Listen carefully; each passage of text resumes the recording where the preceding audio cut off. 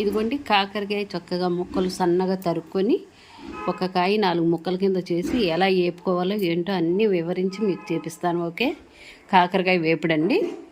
అదిగోండి ఆయిల్ పోసాను, అదిగో ఎల్లిపాయ వేస్తాను. ఇప్పుడు ఇదిగోండి ఇవి కూడా వేసేస్తున్నాను. కాబట్టి తెలిసాను కరివేపాకు వేస్తే చూసారుగా, కరివేపాకు కూడా వేసేసాను. ఇప్పుడు అందులోనే కొంచెం పసుపు వేసేద్దామండి, ఎందుకంటే పసుపు అయితే ముక్కకు బాగా పడుతుంది కదా, ఆయిల్తో పాటు కలిసిపోద్ది. ఇవ్వండి వేసేస్తున్నాను. ముక్కలు చూసారా ఈ రకంగా చక్కగా తరిగాను. ఇలా తడుచుకోవాలి, సన్నగా చక్కగా మగ్గిపోద్ది. స్లో మంట మీద మగ్గబెట్టేసుకోవాలి.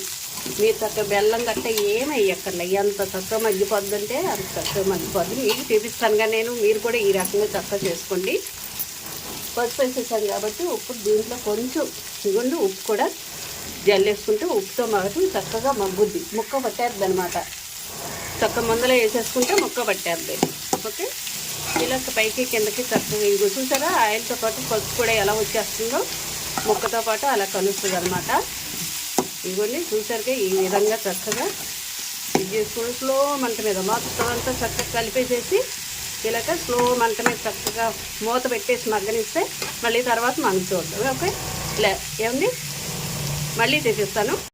ఇదిగోండి ఈ రకంగా చక్కగా వేగింది చూసారుగా, ఈ విధంగా అన్నీ చూపించి ఈ రకంగా చక్కగా వేసుకోవాలి. స్లో మంట మీద ఎంత మగ్గిపోయిందో చూసారా, పెద్ద మంట పెట్టకంటే మాడిపోద్ది. చక్కగా నిదానంగా చిన్ని మంట మీద పెట్టుకుంటే చాలా బాగుంటుందండి కూర.